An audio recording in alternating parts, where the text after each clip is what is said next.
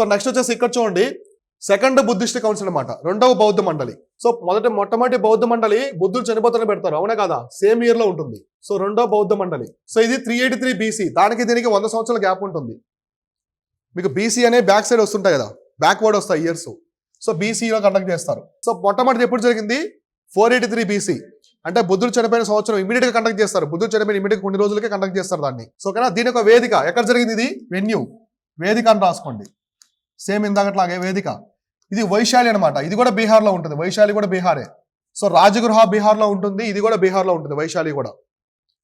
So బీహార్లోని వైశాలి అనే ప్రాంతంలో కండక్ట్ చేస్తారు సెకండ్ బుద్ధిస్ట్ కౌన్సిల్. సో దీనికి ప్యాటర్నైజ్ చేసిన రాజు చక్రవర్తి, కింగ్ ఎవరంటే కాలశోక ఎవరంటే శిశునాగ డైనస్టీకి సంబంధించిన రాజు. శిశునాగ రాజవంశం, శిశునాగ వంశం అనమాట. సో ఇప్పుడు చూద్దాం, ఇందాక ఏం చెప్పాం మనం, మగధ కింగ్డమ్ అని చెప్పాం కదా, మగధ. ఈ మగధ సామ్రాజ్యాన్ని మొదట ఎవరు? హరియాంక. సో హరియాంక డైనస్టీ అనేది పరిపాలిస్తుంది. సో సెకండ్ పరిపాలించేది ఈ శిశునాగ, రెండవది శిశునాగ అనమాట. సో అర్థమైందా? శిశునాగ అనేది ఒక డైనస్టీ, అంటే వంశం యొక్క మొట్టమొదటి రాజు.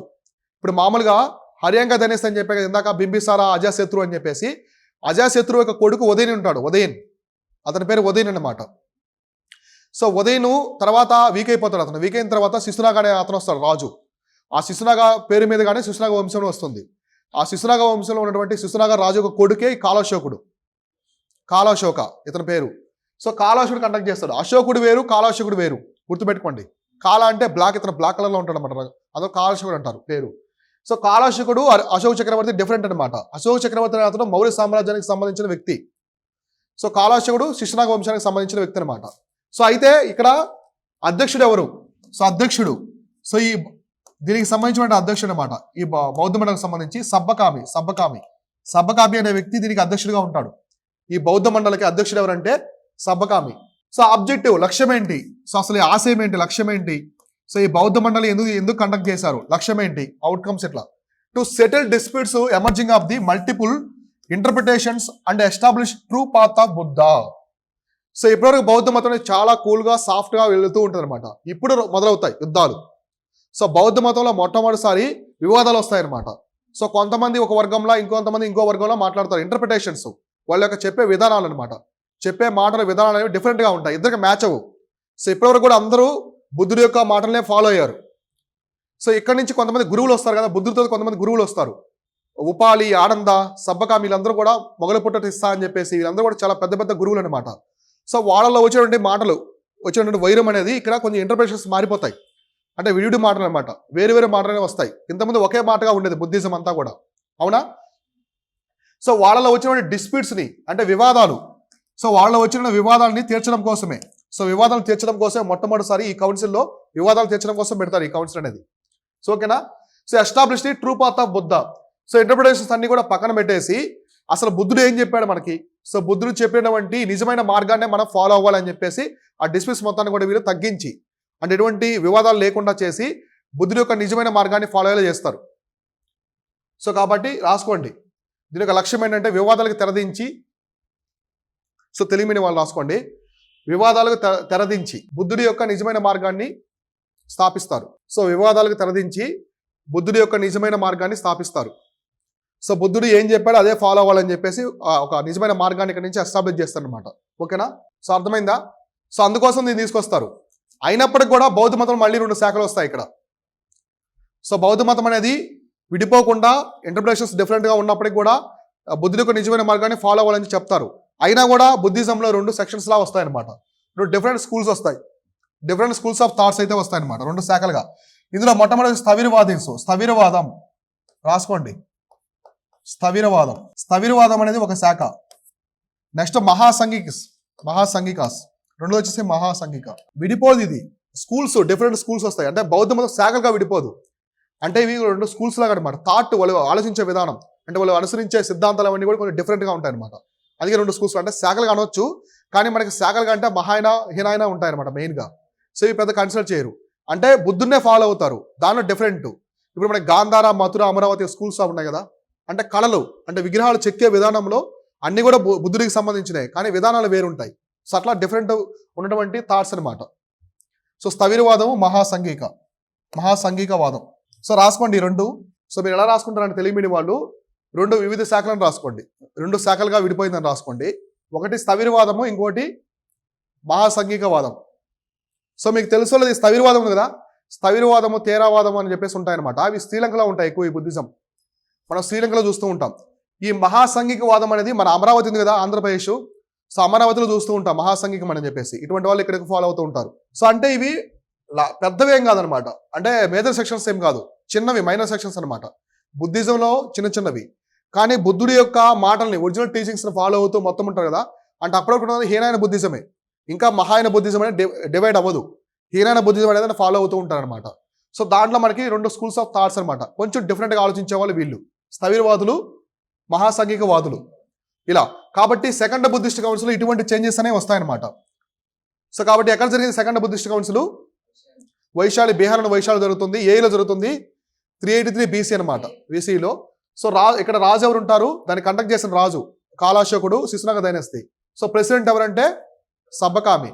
సో మెయిన్ రీజన్ అంటే డిస్ప్యూట్స్ లేకుండా, వాటి డిస్ప్యూట్స్ అంటే ఉన్నటువంటి వివాదాల మాత్రం తెరదించి బుద్ధుడి యొక్క నిజమైన మార్గాన్ని మనం ఫాలో కావాలని చెప్పేసి అందరూ కూడా మాట్లాడుకొని ఎటువంటి వివాదాలు లేకుండా చూసుకుంటారు. అయినప్పటికీ కూడా రెండు స్కూల్స్ ఆఫ్ థాట్స్ అని రావడం జరుగుతుంది ఇక్కడ. ఒకటి స్థవిరవాదం, ఇంకోటి వచ్చేసి మహాసంఘికవాదం. అయితే మనకి బౌద్ధ మతం ఉన్న దాంట్లో శాఖల్లో అతి ఓల్డ్ ఇదేనమాట, అతి పురాతనమైన శాఖ రాసుకోండి అక్కడ. అతి పురాతనమైన శాఖ బౌద్ధ మతంలో స్థవిరవాదం కంటే ముందు వస్తుంది ఇది, మహాసంఘికవాదం. మైనర్ సెక్షన్ అయినప్పటికీ కూడా మొట్టమొదటిసారి బుద్ధిజంలో డిఫరెంట్ స్కూల్ ఆఫ్ థాట్ ఏది ఉందంటే మహాసంఘికవాదం, అతి పురాతనమైన శాఖ అనమాట మహాసంఘికవాదం అనేది. ఇప్పుడు కూడా ఉన్నారు మహాసంఘికవాదులు, మనకి అమరావతిలో కనిపిస్తుంటారు ఎక్కువ వీళ్ళు. కానీ అమరావతిలో ఎక్కువ మహాయన బుద్ధిజం కూడా ఉంటుంది, శ్రీపర్వతం అంటే నాగార్జునకొండ ఎఫెక్ట్ అనమాట. సో అర్థమైందా? ఇది సెకండ్ బుద్ధిస్ట్ కౌన్సిల్. రెండో బుద్ధిస్ట్ కౌన్సిల్లో ఏమేం జరిగాయి, ఎక్కడ కండక్ట్ చేశారు, ఏ రాజు కండక్ట్ చేశారు. సో రాజులు ఎందుకు కండక్ట్ చేస్తారు, వాళ్ళ దగ్గర సోర్సెస్ ఎక్కువ ఉంటాయి, సిరి సంపదలు ఎక్కువ ఉంటాయి. అంత పెద్ద మీటింగ్ కండక్ట్ చేయాలంటే వాళ్ళు మాత్రమే సాధ్యం. సో అందువల్ల ఆ రాజులు కూడా ఎందుకు కండక్ట్ చేస్తారు, వాళ్ళకి ఏమైనా ఆదాయం కోసం చేస్తారో లేదు, వాళ్ళు బుద్ధిజాన్ని ఫాలో అవుతుంటారు. సో బౌద్ధ మతం యొక్క ఫాలోవర్స్ ఆ మతాన్ని ఎంప్రెస్ చేసుకుని ఉంటారు అనమాట, అందువల్ల. ఓకేనా? సో అట్లా నెక్స్ట్ మనం చూద్దాం థర్డ్ బుద్ధిస్ట్ కౌన్సిల్. మూడవ బౌద్ధ మండలి. సో ఇది ఎక్కడ జరిగిందంటే వేదిక. సో వేదిక వచ్చేసి పాటలీపుత్ర, ఇది కూడా బీహారే, పాటలీపుత్ర. ఇప్పుడు పాట్నా ఉంది కదా అక్కడ. సో ప్రేంటే Patna city, Bihar capital Patna city ఉన్నటువంటి ప్రాంతం అనమాట పాటలీపుత్ర. అప్పట్లో ఫేమస్ రాజధాని ఇది. అంటే మగధ సామ్రాజ్యాన్ని పాటలీపుత్రకు కూడా చేంజ్ చేస్తారు రాజధానిగా. సో వేదిక వచ్చేసేది వేదిక పాటలీపుత్ర రాసుకోండి. కండక్ట్ చేసే రాజు చక్రవర్తి ఎవరంటే అశోకుడు. సో ఈ అశోకుడే మౌర్య సామ్రాజ్యానికి సంబంధించిన వ్యక్తి. సో ఈ అశోకుడే మౌర్య వంశానికి చెందిన చక్రవర్తి అనమాట. మౌర్య వంశం రాసుకున్నారా? సో ప్రెసిడెంట్ అనమాట, అధ్యక్షుడు. సో అధ్యక్షుడు ఎవరు? మొగలిపుత్త తిస్సా అనమాట. సో మొగలిపుత్త తిస్సా అనే వ్యక్తి కండక్ట్ చేస్తాడు, ప్రెసిడెంట్. సో అర్థమైంది, రాసుకున్నారా? ఇప్పుడు చూడండి, మనం ఇందాక ఏం చెప్పాము, మగధ సామ్రాజ్యం. సో మగధ సామ్రాజ్యాన్ని పరిపాలించిన వంశాలు ఫస్ట్ ఏంటి? హరియాంక, అవునా? సో హరియాంకలో ఎవరెవరు ఉన్నారు? బింబిసార, అజాతశత్రు. సో హరియాంక వంశానికి చెందిన అజాతశత్రు కండక్ట్ చేస్తాడు, అవునా కదా? అజాతశత్రు ఫస్ట్ బుద్ధిస్ట్ కౌన్సిల్, అవునా? అజాతశత్రు. సెకండ్ వంశం ఏంటి? శిశునాగలో ఉన్నటువంటి ఎవరు? కాలాశోకుడు కండక్ట్ చేస్తాడు సెకండ్ బుద్ధిస్ట్ కౌన్సిల్, అవునా? థర్డ్ వచ్చేసి నందా డైనస్టీ పరిపాలిస్తుంది. సో నందా డైనస్టీ, దీని మగధ సామ్రాజ్యాన్ని నందా డైనస్టీ పరిపాలిస్తుంది. నందా డైనస్టీలో మనకి మహాపద్మనంద, ధనానంద అని ఇద్దరు రాజులు ఉంటారు, చాలా ఫేమస్ వ్యక్తులు. సో మహాపద్మనంద ఫస్ట్ కింగ్ అవుతాడు, చక్రవర్తి మగధ సామ్రాజ్యానికి. తర్వాత ధనానంద. ఈ ధనానంద పరిపాలించే టైంలోనే అలెగ్జాండర్ భారతదేశం మీద దండయాత్ర చేస్తాడు, అర్థమైందా? కానీ నందా డైనస్టీ వాళ్ళు వచ్చేసి బుద్ధిజాన్ని ఏం ప్యాటర్నైజ్ చేయరు వాళ్ళు ఎక్కువ, ఓకేనా? సో అయితే మనకి కండక్ట్ చేయరు అనమాట, బుద్ధిస్ట్ కౌన్సిల్ ఏమి కండక్ట్ చేయరు. తర్వాత వచ్చేసి మనకి మౌర్య సామ్రాజ్యం వస్తుంది. మౌర్యులు అంటే మగధ సామ్రాజ్యం మొత్తం ఆక్రమించి ఇక్కడి నుంచి మౌర్య సామ్రాజ్యం వస్తుంది. ఇందులో మూడో చక్రవర్తి ఈ అశోకుడు. సో అర్థమైందా? అశోకుడు వచ్చేసి మూడో చక్రవర్తి. మొట్టమొదటి చక్రవర్తి ఎవరు? చంద్రగుప్త మౌర్య. వాళ్ళ కొడుకు బిందుసార, బింబి కాదు డియు, బిందుసార. సో బిందుసార కొడుకే అశోకుడు. అంటే మౌర్య సామ్రాజ్యాన్ని స్థాపించినటువంటి చంద్రగుప్త మౌర్య యొక్క మనవడు ఎవరంటే అశోకుడు అనమాట. సో అర్థమైందా? రాజులు ఎవరెవరు కండక్ట్ చేశారో? ఫస్ట్ హరియాంక ధనేశ్కి సంబంధించిన అజాతశత్రు మొదటి బౌద్ధ మండలి. తర్వాత రెండో అంశం శిశునగా దానికి సంబంధించినటువంటి కాలాశకుడు రెండో బుద్ధిస్ట్ కౌన్సిల్. సో నందాధనిస్ నుంచి ఎవరు ఉంటారు అప్పుడు కండక్ట్ చేయరు బుద్ధిస్ట్ కౌన్సిల్. నాలుగోది అనమాట మౌర్య సామ్రాజ్యం. అంటే మగధ సామ్రాజ్యం అనేది మొత్తాన్ని ఆక్రమించుకొని అక్కడి నుంచి మౌర్య సామ్రాజ్యం అనేది వస్తుంది. సో మౌర్య సామ్రాజ్యం వచ్చినటువంటి మూడో చక్రవర్తి అశోకుడు వచ్చిన తర్వాత మూడో బుద్ధిస్ట్ కౌన్సిల్ అనేది కండక్ట్ చేస్తారు. అంటే చాలా ఇయర్స్ గ్యాప్ ఉంటుంది చూడండి దానికి దీనికి. ఓకేనా? సో కాబట్టి అశోకుడు అనమాట. ఆబ్జెక్టివ్ లక్ష్యం ఏంటి? సో దీనికి సంబంధించిన లక్ష్యం ఆశయం. So it was primarily help to eliminate the corruption practices of bogus monks of the Sangha. So ఇప్పుడు చూడండి సంఘ. సో సంఘ ఎందుకు తీసుకొచ్చారు బుద్ధిజంలో సంఘ అనేది? సో బుద్ధుడి యొక్క ఉపన్యాసాన్ని వాళ్ళు స్ప్రెడ్ చేసి బౌద్ధ మతాన్ని వ్యాప్తి చేయడానికి ఒక సంఘం తీసుకొస్తారు, అసోసియేషన్ తీసుకొస్తారు. సో అసోసియేషన్లో రాజులు ప్యాటర్నైజ్ చేస్తారు, చక్రవర్తుల దగ్గర సిరి సంపదలు ఉంటాయి. వాళ్ళు బాగా ఖర్చు పెడుతూ ఉంటారు వీటన్నిటికీ. అంటే విదేశాలకు వెళ్ళడం కోసం, రాయబారులు, కౌన్సిల్స్ కోసం. అంటే సంపద బాగుంది కదా. సో ఈ సంపద ఉంటే ఏం చేస్తారు? ఫేక్ ఇప్పుడు ఉన్నారు కదా మనకి బాబాలు, ఫేక్ ఉన్నారు కదా బాబాలు, అటువంటి బాబాలు వస్తారనమాట. సో బుద్ధిస్ట్ సంఘాలు కొంతమంది జాయిన్ అవుతారు డబ్బు కోసం, కరప్షన్ చేరి సంపద కోసం. కరప్షన్ అవినీతి పెరిగిపోతుంది ఇక్కడ. సో ఈ సంఘాలు అవినీతి అనమాట, అవినీతి అనేది పెరిగిపోతుంది. ఎందుకంటే ఎక్కువ సంపద ఉంటుంది. సో అవినీతి పెరిగిపోతుంది అనమాట. ఆ డబ్బు కోసం, సంపద కోసము కొంతమంది బుద్ధిస్ట్ మోంక్స్ లాగా, అంటే ఫేక్ అనమాట, వాళ్ళు బుద్ధిస్ట్ మోంక్స్ లాగా యాక్ట్ చేస్తూ అందులో ఉంటారు. సో చేసి వాళ్ళు కరప్షన్ కూడా ఎక్కువ చేస్తారు అనమాట. కరప్షన్ జరుగుతుంది. బోగస్ మోంక్స్. సో బోగస్ మోంక్స్ అనే వాళ్ళు ఉండడం వల్ల కరప్షన్ అనేది సంఘంలో జరుగుతుంది. సో ఇప్పుడు ఖర్చు పెట్టాల్సిన మనీ ఒక ప్రదేశానికి ఖర్చు పెట్టాలనుకోండి, దాన్ని వాళ్ళు తినేస్తారు అనుకోండి, మొత్తం మనీ అంతా అక్కడ స్ప్రెడ్ చేయలేరు. కాబట్టి ఆబ్వియస్లీ బౌద్ధ మతం తగ్గిపోతుంది. ఆ బుద్ధుడు చెప్పే టీచింగ్స్ అవన్నీ రీచ్ అవ్వనమాట. సో ఇటువంటి కరప్షన్ పెరిగిపోవడం వల్ల ఆ కరప్షన్ ఎలాగైనా సరే తగ్గించాలి, నిర్మూలించాలి, అసలు ఉండకూడదు. ఇంకా అది అవినీతి అనేది జరగకూడదు, కంప్లీట్గా నిర్మూలించాలని చెప్పేసి ఈ బుద్ధిస్ట్ కౌన్సిల్ కండక్ట్ చేస్తారు. అందుకోసమే కండక్ట్ చేస్తారు అనమాట. అంటే దీని అర్థం ఏంటి? ఈ మూడో బౌద్ధ మండలి ముందు కరప్షన్ అనేది విపరీతంగా ఉండదన్నమాట సంఘాలు. సో అందుకోసం. సో ఇక్కడ చూడండి మనకు ఆల్రెడీ త్రిపేటకాలు ఉన్నాయి కదా. ఏమున్నాయి? ఫస్ట్ది ఉపాలి తీసుకొచ్చింది వినయపేటక, తర్వాత ఆనంద తీసుకొచ్చింది సుత్తాపేటక, ఇప్పుడు అభిధమ్మ పేటక అనేది వస్తుంది. So last Abhidhamma Pitaka dealt with the philosophy of Buddha was compiled. So ఈ అభిధమ్మ పేటకాలలో లాస్ట్ పార్ట్ అనమాట, చివరి భాగాన్ని దీంట్లో యాడ్ చేస్తారు. చివరి భాగాన్ని కూడా యాడ్ చేసి ఈ అభిధమ్మ పేటక అనే దాన్ని కంప్లీట్ చేస్తారు ఇక్కడ. సో మూడో రాసుకోండి. సో ఆబ్జెక్టివ్ లక్ష్యం ఏంటంటే సంఘాలో ఉండే అవినీతిని తగ్గించడం. సో మూడో బుద్ధిస్ట్ కౌన్సిల్ యొక్క లక్ష్యం తెలుగు మీడియం వాళ్ళు రాసుకోవాలి. సో సంఘాలో ఉండే అవినీతిని తగ్గించడం అదొక లక్ష్యం. సో ఇంకోటి ఏం జరిగిందంటే అవుట్కమ్ వచ్చేసి ఇక్కడ ఫలితం. సో ఫలితం ఏమొచ్చిందంటే సో అభిధమ్మ పేటక అనేది కంప్లీట్ చేశారు, అభిధమ్మ పేటకని పూర్తి చేశారు, అభిధమ్మ పేటకని పూర్తి చేశారు. ఇప్పుడు మనం ఏం చెప్పాము? అభిధమ్మ పేటకలో చివరి భాగం అనేది యాడ్ చేస్తారని చెప్పారు కదా. ఆ చివరి భాగమే ఇదనమాట, కథవట్టు అంటారు దీన్ని. సో కథవట్టు అంటారు. ఈ కథవట్టే ఈ చివరి భాగం అనమాట. ఇది యాడ్ అయిన తర్వాత అభిధమ్మ పేటక మొత్తం కంప్లీట్ అయిపోతుంది. అర్థమైందా? సో అభిధమ్మ పేటక మొత్తం కంప్లీట్ అయిపోతుంది. ఈ కథవట్టుని ఎవరు తీసుకొచ్చారంటే మొగలిపుత్త తెస్తా, ఇతను తీసుకొస్తాడు, ఇతను రాస్తాడు. సో కథవట్టు, ఈ కథవట్టు అనేది ఎలా రాసుకుంటారంటే అభిధమ్మ పేటక యొక్క చివరి భాగం కథవట్టు. తెలుగుని వాళ్ళు రాసుకోండి. సో అభిధమ్మ పేటక యొక్క చివరి భాగం కథవట్టు, దీనిని మొగలిపుత్త తెస్తా రూపొందిస్తాడు. సో అభిధమ్మ పేటక చివరి భాగము యాడ్ చేసిన చివరి భాగమే ఈ కథవట్టు, దీన్ని మొగలిపుత్త తెస్తా అనమాట. అయితే ఈ మొగలిపుత్త తెస్తా ఎవరంటే ఎవరిని? అశోకుడిని కూడా బౌద్ధ మతం వైపు తీసుకొస్తాడు. అశోకుడిని బౌద్ధ మతంలో చేర్చడానికి మెయిన్గా కీలక పాత్ర వహించేది ఈ మొగలిపుత్త తెస్తా అనమాట. సో అర్థమైందా? ఇది మూడో Buddhist council, third Buddhist council. ఇక్కడ చూడండి ఇతను అశోకుడు. సో అశోక చక్రవర్తి మన భారతదేశ చరిత్రలోనే మోస్ట్ పవర్ఫుల్ ఎంపరర్. సో అతను చాలా గంభీరంగా ఉంటాడు అనమాట. కళింగ వార్ జరుగుతుంది. సో కళింగ వార్ అనేది 261.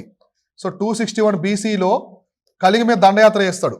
అది ఎంత పెద్ద యుద్ధం అంటే శత్రువులు లక్షల్లో చచ్చిపోతాడు అనమాట. ఊచకోతకు వస్తాడు శత్రువుల్ని. అక్కడ ఒక నది ప్రవహిస్తూ ఉంటుంది అనమాట. కళింగ అనంత పద్మనాభ అని చెప్పేసి ఒక రాజు ఉంటాడు. సో అతన్ని ఓడిస్తాడు అనమాట. మెయిన్గా ఎందుకు వెళ్తారంటే కళింగలో సారవంతమైన నేలలు ఉంటాయి, మహానది, కొన్ని నదుల దగ్గర, వాటి కోసం దండయాత్ర చేస్తాడు. ఆ నది మొత్తం రక్తమే ఏర్లై పారుతుంది అనమాట. నది మొత్తము రక్తమే పారుతుంది. సో అంత పెద్ద యుద్ధం అనమాట. మన దేశంలోనే, మన దేశ చరిత్రలో అతిపెద్ద యుద్ధం. రక్తం ఏర్లై పారుతుంది. లక్షల సంఖ్యలో శత్రువుల్ని ఊచకోతకు వస్తారు. ఎందుకంటే అశోకుడి దగ్గర చాలా పవర్ఫుల్ ఆర్మీ ఉంటుంది. యుద్ధ ఏనుగులు 12,000 ఏనుగులు ఉంటాయి. యుద్ధ ఏనుగులు చాలా పెద్దవారు. అంటే మన చరిత్రలో ఏన్షియంట్లో, పురాణాలు కాకుండా ఏన్షియంట్ హిస్టరీలో మనకు సంబంధించి చూసుకుంటే ఇదే పెద్దవారు. సో చాలా పెద్దవారు అనమాట. అంటే అశోకుడు అంత క్రూరుడు, చెడ్డ అశోకుడు అంటారు అతన్ని. అంటే చెడ్డ అశోకుడు అని చెప్పేసి. అతను బౌద్ధ మతంలో చేరుంటాడు. కళింగ వార్ కంటే ముందే బౌద్ధ మతంలో ఉంటాడు, కానీ అహింసా మార్గాన్ని ఫాలో అవ్వడు. సో బౌద్ధ మతంలో అయితే ఉంటాడు, కానీ కళింగ వార్ తర్వాత కంప్లీట్ అహింసా మార్గానికి వచ్చి చెడ్డ అశోకుడు మంచి అశోకుడు మారిపోతాడు. అంటే చండ అశోకుడు ధర్మాశోకుడుగా మారిపోతాడు అనమాట. సో అంత పెద్ద చక్రవర్తి అనమాట అశోక చక్రవర్తి. సో మన మొత్తం మౌర్య చక్రవర్తిలో చాలా పవర్ఫుల్, భారతదేశంలో మొత్తాన్ని పరిపాలిస్తాడు. అంటే ఆల్రెడీ చంద్రగుప్త మౌర్య వీళ్ళు తాత ఉంటారు కదా, ఆయన కర్ణాటక ప్రాంతంలో తీసుకొస్తాడు అనమాట. సో మన ఆంధ్రప్రదేశ్లోని కర్నూలు జిల్లాలో ఎర్రగుడి, రాజమందలగిరి అనే 2 ప్రాంతాలు ఉంటాయి. ఆ ప్రాంతాల్లో కూడా అశోకుడి యొక్క శాసనాలు ఉంటాయి, రాతి శాసనాలు ఉంటాయి ఇప్పటికి కూడా. సో ఇప్పటికి కూడా ఉన్నాయి ఆ విలేజుల్లో. అంటే సౌత్ వరకు పరిపాలించాడు. ఎక్కడో మనకి ఆఫ్ఘనిస్తాన్ దగ్గర నుంచి, ఆఫ్ఘనిస్తాను, టిబెట్, సో ఇటు నార్త్ ఈస్ట్ ఇండియా వరకు, తర్వాత ఇక్కడ సౌత్ కర్ణాటక, ఆంధ్రప్రదేశ్ వరకు అనమాట. అంత పెద్ద సామ్రాజ్యం అశోకుడిది. అంటే చాలా మోస్ట్ పవర్ఫుల్, అంటే చాలా శక్తివంతమైన చక్రవర్తి అనమాట. అర్థమైందా? మనం మౌర్య చక్రవర్తి అంటే మౌర్య సామ్రాజ్యం చెప్పుకునేటప్పుడు చెప్తాను అశోకుడి గురించి మొత్తం. సో అర్థమైందా? మూడో కౌన్సిల్ అనమాట. మూడో కౌన్సిల్ అనేది ఇలా కండక్ట్ చేస్తారు. సో ఇంకా చివరిగా మనకి 4th కౌన్సిల్. సో 4వ కౌన్సిల్ అనమాట. సో 4వ బౌద్ధ మండలి. సో అర్థమవుతున్నాయి కానీ నీట్గా. సో ఇవన్నీ కూడా ఇంతే, ఎగ్జామ్ ఇలా అడుగుతారు. సో దానికి వెన్యూ అని అడుగుతారు, లేదా దానికి ఆబ్జెక్టివ్ ఏదని అడుగుతారు, రాజు ఎవరని చెప్పేసి అడుగుతారు, ఇట్లానే ఇస్తారు క్వశ్చన్స్. సో ఇక్కడ వెన్యూ వచ్చేసి కాశ్మీర్ అనమాట. కాశ్మీర్లో కుందలవన అని ఒక ఏరియా ఉంటుంది. కాశ్మీర్లో కుందలవన, ఈ కుందలవన అనే ప్రాంతంలో కండక్ట్ చేస్తాడనమాట కాశ్మీర్లోని. సో మీరు కుందలవన అని పెట్టుకొని పక్కన కాశ్మీర్ కూడా రాయొచ్చు. ఒక్కోసారి ఎగ్జామినేషన్లో మీకు కుందలవన అని ఇవ్వచ్చు అనమాట. కుందలవన అని ఇవ్వచ్చు, లేదా కాశ్మీర్ అని ఇవ్వచ్చు. ఎక్కువ కాశ్మీరే ఇస్తారు. సో కాశ్మీర్లో కండక్ట్ చేస్తారు. సో దీనికి ప్రెసిడెంట్ వచ్చేసి అధ్యక్షుడు.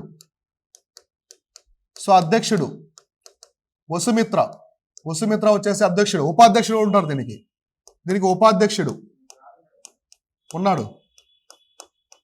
సో ఉపాధ్యక్షుడు రాసుకోండి, రాజు నేను చెప్తాను. అశ్వఘోష. సో అశ్వఘోష వచ్చేసి వైస్ ప్రెసిడెంట్. ప్యాటర్నైజ్ చేసిన రాజు కింగ్. సో ప్యాటర్నైజ్ చేసిన కింగ్ వచ్చేసి కనిష్కుడు అని రాసుకోండి తెలుగు మీడియం వాళ్ళు. సో రాజు ఎవరంటే దీన్ని కండక్ట్ చేసింది కనిష్కుడు. ఏ వంశానికి సంబంధించిన అంటే కుషాన్స్. సో కనిష్కుడు కుషాను వంశం. ఇది 72 ADలో, 72 AD అంటే మనకి క్రీస్తు శకంలోకి వచ్చేస్తుంది.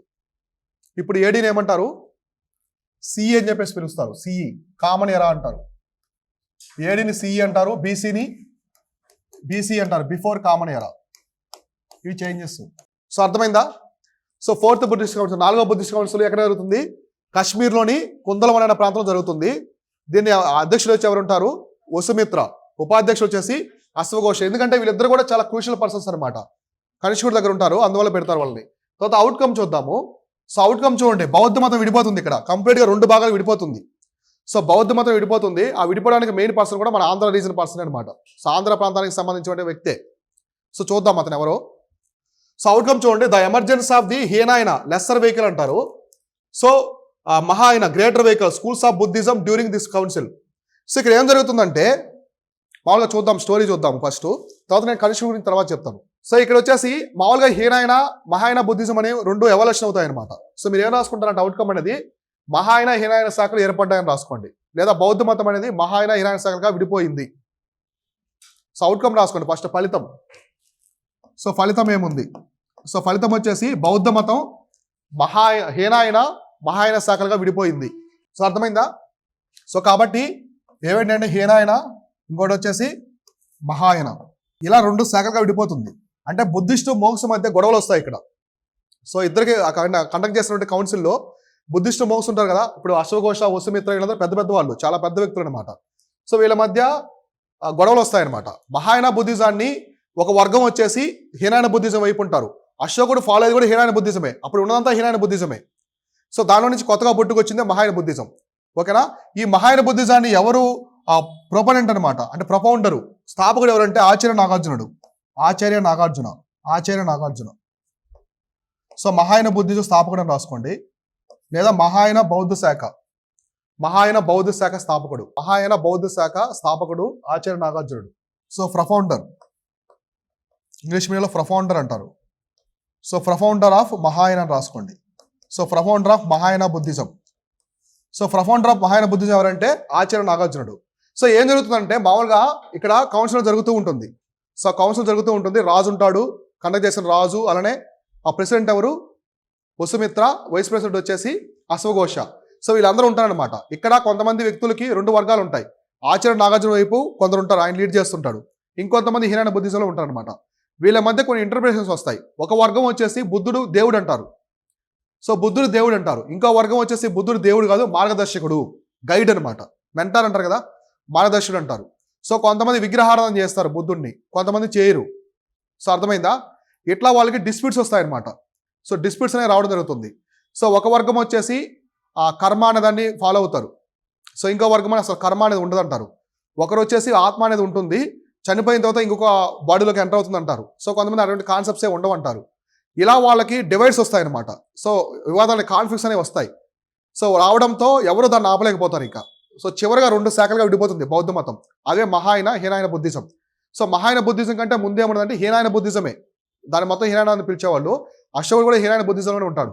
సో దీన్ని కండక్ట్ చేసే రాజు ఎవరంటే కనిష్కుడు. సో కనిష్కుడు ఎవరంటే కుషాణ వంశానికి సంబంధించిన వ్యక్తి అనమాట. సో ప్రెజెంట్ డే మనకి ఇతను ఒక రాజధాని వచ్చి పురుషపుర అనే ప్రాంతం రాజధాని చేసుకుని పరిపాలించేవాడు. పురుషపుర అంటే ఇప్పుడు ఎందుకు తెలుసా? ఏ సిటీయో? పెషావర్. సో పాకిస్తాన్లో ఉంది పెషావరు, దాన్ని అప్పట్లో పురుషపుర అని చెప్పేసి పిలిచేవాళ్ళు అనమాట. సో మనకి మామూలుగా ఒక మూవీ ఉంటుంది, గోపిచంద్ మూవీ ఉంటుంది ఒకటి, సాహసం అని చెప్పేసి ఒక మూవీ ఉంటుంది. దానిలో చూపిస్తారు కదా, వాళ్ళు పాకిస్తాన్ వెళ్ళి మొత్తం కనిష్కుడు యొక్క మైండ్స్ అవన్నీ అంటే ఖనిజం ఉంటుంది కదా, అన్ని తీయాలని చెప్పేసి. అంటే కనిష్కుడికి చాలా సంపద ఉండేది అనమాట. ఇప్పటికి కూడా పాకిస్తాన్ సంబంధించిన ఆర్కియాలజీ వాళ్ళు ఇప్పుడు తవ్వకాలు చేస్తూనే ఉన్నారు. ఎందుకు కుషాణుడికి అంత ఇంపార్టెన్స్ అంటే చాలా పెద్ద రాజు అతను.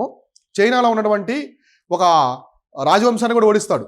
సో చాలా పెద్ద వ్యక్తి. టిబెట్ ప్రాంతము చాలా పెద్ద సామ్రాజ్యం, ఆఫ్ఘనిస్తాన్ వరకు ఉంటుంది అనమాట. అయితే మన భారతదేశంలో మొట్టమొదటిసారి గోల్డ్ కాయిన్స్, మన కాయిన్స్ అనేవి లేవు కదా మలివేద కాలంలో, అలా అని చెప్పేసి ఇప్పుడు కూడా గోల్డ్ కాయిన్స్ అనేవి ఎప్పుడు వస్తాయంటే మన భారతదేశంలో గ్రీకులు వస్తారు. సో నందా డైనస్టీ ఉంది కదా, అప్పుడు అలెగ్జాండర్ వచ్చిన తర్వాత, అలెగ్జాండర్ వెనుదిరిగిన తర్వాత కొంతమంది ఇక్కడే ఉండిపోతారు. ఇండో గ్రీక్స్ అంటారు వాళ్ళని. అంటే ఇక్కడ అమ్మాయిలో మ్యారేజ్ చేసుకుని ఉండిపోతారు వాళ్ళు. ఆ ఇండో గ్రీక్స్ మొట్టమొదటిసారి మన భారతదేశంలో గోల్డ్ కాయిన్స్ తీసుకొస్తారు. గోల్డ్ కాయిన్స్ అంటే మన భారతదేశానికి గోల్డ్ కాయిన్స్ పరిచయం చేసింది ఎవరు? ఇండో గ్రీకులు. అలా కాకుండా ఒక పెద్ద రాజవంశం గోల్డ్ కాయిన్స్ని ఎక్కువగా మన భారతదేశంలో తీసుకొచ్చిన రాజవంశం వచ్చి గుప్తులు. సో గుప్తుల కంటే ముందెవరు ఉంటారంటే కుషాణులు ఉంటారు. కుషాణులు ఒకే ఒక్క రాజు ఎక్కువ గోల్డ్ కాయిన్స్ తీసుకొచ్చిన రాజు ఎవరంటే కనిష్కుడు. సో కనిష్కుడు దగ్గర గోల్డ్ కాయిన్స్ చాలా ఉంటాయి. గోల్డ్ కాయిన్స్ మీద అతని బొమ్మ ఉంటుంది, లార్డ్ శివ యొక్క బొమ్మ కూడా ఉంటుంది అనమాట. సో త్రిశూలం పట్టుకొని నంది ఉంటాడు. సో నంది బొమ్మ ఉంటుంది. సో గోల్డ్ కాయిన్స్ పెద్ద మొత్తంలో ఇష్యూ చేస్తాడు కనిష్కుడు. అందువల్ల కనిష్కుడి దగ్గర పెద్ద ఖజానా ఉంటుంది అన్నమాట గోల్డ్ కాయిన్స్. సో దానికోసం ఇప్పుడు కూడా త్రౌకాలు చేస్తున్నారు పాకిస్తాన్ వాళ్ళు. ఎందుకంటే అతని యొక్క రాజధాని మొత్తం కూడా పాకిస్తాన్లోనే ఉంటుంది ఎక్కువ పెద్ద మొత్తంలో. పెషావర్ వచ్చేసి క్యాపిటల్. అర్థమైందా? సో ఆ కనిష్కుడు వచ్చేసి బౌద్ధ మతాన్ని ఫాలో అవుతూ ఉంటాడు అనమాట. మీకు ఆఫ్ఘనిస్తాన్ తెలుసు కదా, ఆఫ్ఘనిస్తాన్లో ఒకప్పుడు ఆఫ్ఘనిస్తాన్ మొత్తం కూడా బుద్ధిస్ట్ కంట్రీ అనమాట. సో బౌద్ధ మతం ఆల్మోస్ట్ మనకి ఆఫ్ఘనిస్తాన్ మొత్తం రీజియన్ తీసుకుంటే ఇందులో 90% ఇది బుద్ధిస్ట్ కంట్రీ అనమాట. ఒకప్పుడు ఓన్లీ 10% మాత్రం హిందూయిజం. 10% హిందూయిజం ఉంటే 90% బుద్ధిస్ట్ ఉండేది. సో బౌద్ధ మతం అంటే బుద్ధిస్ట్ కంట్రీ అనమాట ఒకప్పుడు అది. సో ఇస్లాం వచ్చిన తర్వాత అది మొత్తం కూడా ఇస్లామిక్ కంట్రీ అయిపోతుంది. సో ఆల్మోస్ట్ మీకు చెప్పాలంటే బమియాన్ వ్యాలీ అని ఒకటి ఉంటుంది. బమియాన్ వ్యాలీ అని ఆఫ్ఘనిస్తాన్లో ఒక పెద్ద కొండ ఉంటుంది. ఆ కొండను తొలిచి ఒక పెద్ద విగ్రహాలు తయారు చేస్తారు బమియాన్ వ్యాలీ. నెక్స్ట్ చూపిస్తాను మీకు. ఆ బమియాన్ వ్యాలీలో బుద్ధుడు విగ్రహం ఉంటుంది అనమాట. కొండ అంత ఉంటుంది, పెద్ద కొండ అంత విగ్రహం ఉంటుంది. సో కొండను తొలిచి లోపల చేస్తారన్నమాట గుహలాగా. సో దాన్ని తాలిబాన్స్ ఏం చేస్తారంటే 2001 ఆ టైంలో బాంబులు పెట్టి పేల్చేస్తారు. సో బాంబులు పెట్టి ఆ విగ్రహాలు మొత్తాన్ని కూడా పేల్చేస్తారు తాలిబాన్స్. ఎందుకంటే ఇస్లాంలో విగ్రహారాధన చేయరు. సో విగ్రహాల్ని ఐడోల్ బ్రేకర్ అంటారు. ఇస్లాంని ఐడోల్ బ్రేకర్ అంటారు. అంటే విగ్రహాలు పగలగొట్టే అంటారనమాట. సో అంటే విగ్రహారాధన చేయరు కదా. సో మనకి మహమ్మద్ గోరీ కావచ్చు, ఆ గజనీ మహద్ వాళ్ళందరూ ఇండియాకి వచ్చిన తర్వాత ఏం చేస్తారంటే విగ్రహాలు పగలగొట్టారనమాట. మనకి ఎక్కడ ఉంది సోమనాథ్ టెంపుల్ కావచ్చు ఇవన్నీ. సో కాబట్టి ఆ బైమాన వ్యాలీ ఉండే మొత్తం కూడా తాలిబాన్లు పేల్చేస్తారు. ఇప్పుడు తాలిబాన్సే కదా పరిపాలించేది. ఇప్పుడు రీసెంట్గా వాళ్ళు రియలైజ్ అయ్యారనమాట. సో ఇవన్నీ టూరిస్ట్ స్పాట్స్, ఇవి పెంచుకుంటే మనకి ఆదాయం వస్తుందని చెప్పేసి ఇప్పుడు రినోవేట్ చేస్తున్నారు మళ్ళీ మొత్తం ఆ ప్రాంతం. సో దాన్ని యునెస్కో వరల్డ్ హెరిటేజ్ సైట్ కూడా ఉందన్నమాట. అంటే దీని అర్థం ఏంటంటే ఒకప్పుడు ఆ ప్రాంతాన్ని పరిపాలిస్తున్నటువంటి కుషాణులో రాజు అయినటువంటి కనిష్కుడు చాలా పవర్ఫుల్ కింగ్. ఇతను మథురా వరకు ఉంటాడు, మనకి నార్త్ ఇండియా కూడా పరిపాలిస్తాడు. సో మథురా కళ అంటారు కదా, మథురా శిల్పకళ, దాన్ని డెవలప్ చేసిన కూడా ఇతనే అనమాట. సో ఇతను బుద్ధిస్టు రాజు అయినప్పటికీ కూడా హిందూ మతాన్ని కూడా చాలా వరకు ప్రోత్సహించాడు అనమాట. ఓకేనా, లార్డ్ శివ వీళ్ళందరూ కూడా పూజించేవాడు. కాబట్టి 4th బుద్ధిస్ట్ కౌన్సిల్ ఎవరు కండక్ట్ చేస్తారంటే కనిష్కుడు కండక్ట్ చేస్తారు. ఇందులోనే మన క్రూషియల్ పార్ట్ ఏంటంటే బుద్ధిజం అనేది 2 శాఖలుగా విడిపోతుంది, మహాయాన బుద్ధిజము, హీనాయన బుద్ధిజం. సో అర్థమైందా? సో ఇంతవరకు. సో కాబట్టి ఇది ఓవరాల్గా బుద్ధిస్ట్ కౌన్సిల్ సంబంధించిన అనమాట. సో కాబట్టి కాశ్మీరు, మన కాశ్మీర్లో జరిగిన కుందలవన ప్రాంతంలో జరిగిందే ఈ 4th బుద్ధిస్ట్ కౌన్సిల్. సో ఇలా మనకి హీనాయన శాఖ మహాయాన శాఖ అనేవి వస్తాయన్నమాట. సో ఓకేనా. అయితే ఇప్పుడు మనము ఎవరు మెయిన్ రీజను? ఆచార్య నాగార్జునుడు. ఆచార్య నాగార్జునుడు ఏం చేస్తారంటే ఈ బౌద్ధ మతంలో ఒక వర్గాన్ని సపరేట్ చేస్తాడు. సపరేట్ చేసి సో మన సిద్ధాంతాలు ఇవని చెప్పేసి ఆయన ఆ బుద్ధిస్ట్ కౌన్సిల్ ఎక్స్ప్లెయిన్ చేస్తాడు అనమాట. సో ఆల్రెడీ ఉన్న వాళ్ళకి అది నచ్చదు. సో దాంతో వివాదాలు వస్తాయి. రాజు కూడా పరిష్కరించలేకపోతాడు. అక్కడ అధ్యక్షుడు ఉన్నటువంటి వసుమిత్ర, అశ్వఘోషుడు ఇద్దరు కూడా దాన్ని పరిష్కరించలేకపోతారు. సో కాబట్టి విడిపోతుంది బౌద్ధ మతం అనేది. సో బౌద్ధ మతం విడిపోతుంది. ఈ మహాయాన బుద్ధిజం ఉంది కదా, ఈ ఆచార్య నాగార్జునుడు ఎవరో కాదు మనకి ఈ టైంలో. సో ఇతర టైంలో కుషాణుల కంటే ముందు శాతవాహనులు ఉన్నారు కదా. సో శాతవాహనులు, ఈ శాతవాహనులు మన ఆంధ్ర ప్రాంతాన్ని పరిపాలిస్తూ ఉంటారు. తెలంగాణ, ఆంధ్ర, మహారాష్ట్ర ఈ ప్రాంతాలని. సో ఈ శాతవాహనులు ఉన్నటువంటి ఎగ్జిసి శాతకని ఒక రాజు ఉంటాడు. సో ఎగ్జిసి శాతకని రాజుకి సమకాలీకుడే ఈ ఆచార్య నాగార్జునుడు. అర్థమైందా? అంటే ఎగ్జిసి శాతకని రాజు ఇక్కడ పరిపాలిస్తూ ఉంటాడు ఆంధ్ర ప్రాంతాన్ని. సో అతని యొక్క గురువే ఈ ఆచార్య నాగార్జునుడు అనమాట. అతను కూడా బౌద్ధ మతాన్ని బాగా ప్రోత్సహిస్తాడు. సో ఇతను ఏం చేస్తాడంటే ఆచార్య నాగార్జునుడు ఆ వర్గంలో ఉన్న వాళ్ళని తీసుకొచ్చేసి మహాయాన బుద్ధిజాన్ని డెవలప్ చేస్తాడు. సో కాబట్టి ఈ మహాయాన బుద్ధిజానికి ప్రధాన కేంద్రం, సో ప్రధాన కేంద్రం వచ్చేసి ఆంధ్ర ప్రాంతమే, ఆంధ్రప్రదేశ్. సో ఆంధ్రప్రదేశ్లో కూడా ఎక్కడంటే నాగార్జునకొండ. సో మీకు తెలుసు కదా, నాగార్జునకొండ అప్పట్లో శ్రీపర్వతం అని పిలిచేవాళ్ళు. ఇప్పుడు Nagarjunakonda Telangana. So present day వచ్చేసి తెలంగాణ. సో నాగార్జునకొండ నాగార్జున సాగర్ డ్యామ్లో ఉంటుంది ఒక ఐలాండ్. సో దాన్ని అప్పట్లో శ్రీపర్వతం అని పిలిచేవాళ్ళు. ఇప్పుడు దాన్ని నాగార్జునకొండ అంటారు. సో నాగార్జునకొండ. సో నాగార్జునకొండలో ఇది బాగా ఎవల్యూషన్ అవుతుంది అనమాట. ఇప్పుడు అమరావతి, నాగార్జునకొండ ఈ ప్రాంతాల మొత్తం ఉండే బుద్ధిజం వచ్చేసి మహాయాన బుద్ధిజం. ఎందుకంటే సౌత్ వైపు వచ్చింది కదా, సౌత్ వైపు బాగా డెవలప్ అయింది అనమాట ఈ బుద్ధిజం అనేది. సో మనకి హినాయన బుద్ధిజం అనేది ఎక్కడ చూస్తామంటే నార్త్ వైపు చూస్తాం అనమాట. అందుకే దాన్ని ఒక బుద్ధిజాన్ని నార్త్ సర్క్యూట్ అని, ఇంకో బుద్ధిజాన్ని సౌత్ సర్క్యూట్ అని పిలుస్తారు. సో ఇప్పుడు కొన్ని దేశాల్లో మహాయాన బుద్ధిజం ఉంటుంది, కొన్ని దేశాల్లో హినాయన బుద్ధిజం ఉంటుంది. ఇప్పుడు శ్రీలంక ఉంది, అక్కడ దేవుడిగా భావించడం, మార్గదర్శకుడిగా భావిస్తారు. అంటే బుద్ధుడిని కొందరు దేవుడిగా భావిస్తారు, కొంతమంది గైడ్గా భావిస్తారు. అంటే అతను మనలో ఒక మనిషే, సో దేవుడు కాదు, మనకి కొన్ని చెప్పినటువంటి మార్గదర్శకుడు, మెంటార్లా చూస్తారనమాట. అర్థమైందా? కొందరు విగ్రహారాధన చేస్తారు, కొందరు విగ్రహారాధన చేయరు. సో ఇట్లా బుద్ధిస్ట్ మంక్స్ అనేది డిఫరెంట్గా ఉంటారు. సో ఇక్కడ మనకి మహాయాన బుద్ధిజం నుంచి వజ్రాయన బుద్ధిజం వస్తుంది ఒకటి. సో మళ్ళీ ఇందులో ఒక శాఖ ఉంటుంది అనమాట, వజ్రాయన బుద్ధిజం అని. వజ్రాయన బుద్ధిజం. సో వజ్రాయన బుద్ధిజంలో తాంత్రిక బుద్ధిజం అంటారు దీన్ని. క్షుద్ర పూజలు అట్లాంటివి చేస్తారు ఇక్కడ. సో మీకు డిమోట్ కాలనీ 2 అని ఒక మూవీ వచ్చింది రీసెంట్గా, చూసారు ఎవరైనా? డిమోట్ కాలనీ 2 అని. సో మూవీస్ అప్పుడప్పుడు చూస్తున్నారు ఫ్రీ టైంలో. నేను చాలా చెప్పాను చూడండి మూవీస్ గురించి. సో దాంట్లో ఒక బుద్ధిస్ట్ మోంక్స్ చేస్తుంటారు చూడండి. బుద్ధిస్ట్ మోంక్స్ ఒక క్షుద్ర పూజ చేస్తుంటాడు. ఈ తాంత్రిక బుద్ధిజం అనేది వజ్రాయన బుద్ధిజం నుంచి వచ్చింది అనమాట. సో మన దేశంలో ఎక్కడ ఫాలో అవుతారు తాంత్రిక బుద్ధిజం అంటే సిక్కిం రాష్ట్రం ఉంది కదా, సిక్కిం రాష్ట్రంలో ఎక్కువగా ఉండే బుద్ధిజము తాంత్రిక బుద్ధిజం అంటే వజ్రాయన బుద్ధిజం అంటే ఫాలో అవుతారు. సో క్షుద్ర పూజలు, హోమాలు ఇట్లాంటి ఎక్కువ బుద్ధిజంలో చేస్తారనమాట. సో అయితే మనకి హీనాయన, మహాయాన. సో మామూలుగా బుద్ధిజం అనేది ఎందుకు పుట్టింది? Against domination of the Sanskrit, సంస్కృతి యొక్క భాషని ఒక డామినెన్స్, ఆధిపత్యం అనేది తగ్గించడానికి పుట్టింది. కానీ మహాయాన బుద్ధిజం మాత్రం సంస్కృతి ఫాలో అవుతారు. సో ఇందులో మాత్రం సంస్కృతమే ఉంటుంది, సంస్కృతం. వీళ్ళు సంస్కృతం ఫాలో అవుతారు, వీళ్ళు వచ్చేసి పాలీ భాషనే ఫాలో అవుతారు, ఈ పాలీ భాషనే ఫాలో అవుతారు అనమాట. సో అర్థమైందా?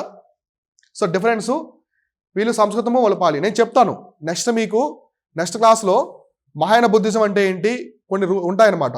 నెక్స్ట్ హీనాయన బుద్ధిజం అంటే ఏంటి, వాటికి సంబంధించినటువంటి ప్రొవిజన్స్ ఉంటాయి. ఎగ్జామినేషన్లో మీకు స్టేట్మెంట్స్లో పక్కగా అడుగుతారు అవి.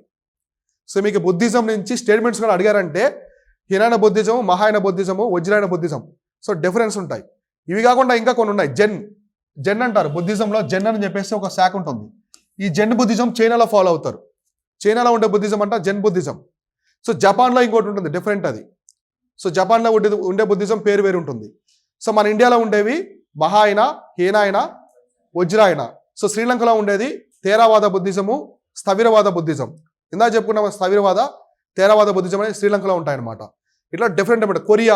కొరియాలో ఉండేది వేరే బుద్ధిజం. సో పేర్లు పెట్టుకున్నారు వాళ్ళు, కానీ అల్టిమేట్గా గాడ్ వచ్చేసి ఎవరంటే బుద్ధుడే అనమాట. సో కొన్ని దేశాల్లో దేవుడిగా భావిస్తారు, కొన్ని దేశాల్లో మార్గదర్శకుడుగా, మెంటార్గా భావిస్తారు అనమాట. సో ఓకేనా, ఇలా ఈ బుద్ధిజం అనేది 4th బుద్ధిస్ట్ కౌన్సిల్లో మొత్తం డివైడ్ అయిపోయింది అనమాట. ఓకేనా. సో ఇది ఈ క్లాస్ అనమాట కంప్లీట్గా. నెక్స్ట్ క్లాస్లో మనము మహాయాన బుద్ధిజం అంటే ఏంటి, హీనాయన బుద్ధిజం అంటే ఏంటి డిస్కస్ చేస్తాను, వజ్రాయన బుద్ధిజం. తర్వాత బుద్ధిస్ట్ యొక్క లిటరేచర్ అనమాట.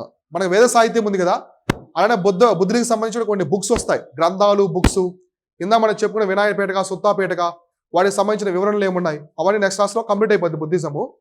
నెక్స్ట్ మనం జైనిజం చెప్తాను నెక్స్ట్ క్లాస్లో. జైనిజం సో దాంతో మనకి కొత్త మతాలు అన్నీ అయిపోతాయి అనమాట. తర్వాత మహాజనపదాస్ అంటే ఏంటి, మగధ సామ్రాజ్యము, మౌర్య సామ్రాజ్యము, తర్వాత రిమైనింగ్ అవి చూద్దాం. ఓకేనా? Thank you.